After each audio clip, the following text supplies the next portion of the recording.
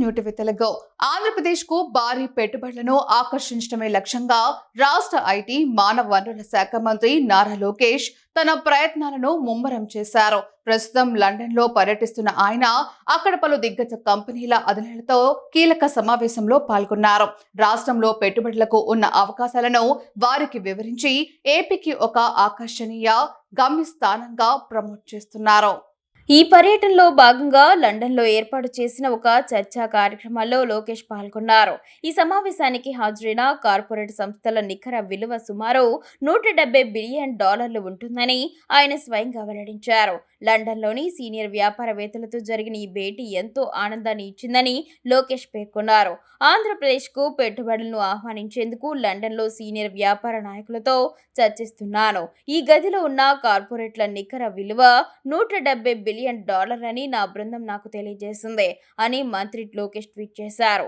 ఈ ఉన్నత స్థాయి సమావేశం ద్వారా రాష్ట్రానికి పెద్ద ఎత్తున విదేశీ పెట్టుబడులు వస్తాయని ప్రభుత్వం ఆశాభావం వ్యక్తం చేస్తోంది. విశాఖలో నవంబర్ 14-15 తేదీల్లో ఏపీ ప్రభుత్వం ప్రతిష్టాత్మకంగా నిర్వహించిన పార్ట్నర్షిప్ సమ్మిట్ 2025లో పాల్గొనాల్సిందిగా గ్లోబల్ లీడర్లను ఈ సందర్భంగా మంత్రి నారా లోకేష్ ఆహ్వానించారు.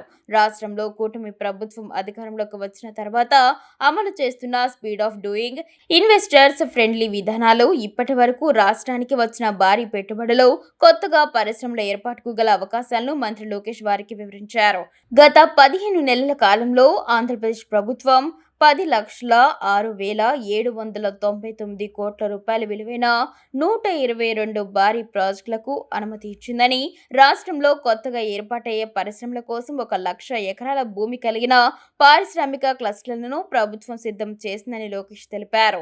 మరో ఏడాదిలో ఈ పెట్టుబడులను రెట్టింపు చేయాలన్నది ఏపీ ప్రభుత్వ లక్ష్యమని అన్నారు. ఏపీలో పోర్టు ఆధారిత పారిశ్రామికీకరణ, గ్రీన్ ఎనర్జీ, డిజిటల్ ఇన్నోవేషన్, ఆధునిక తయారీ రంగం వంటి అంశాలను ఈ సమావేశంలో లోకేష్ హైలైట్ చేశారు. పెట్టుబడులతో పాటు శాశ్వత ఆర్థిక అవకాశాలను ఇన్వెస్టర్లకు వివరించే ప్రయత్నం చేశారు.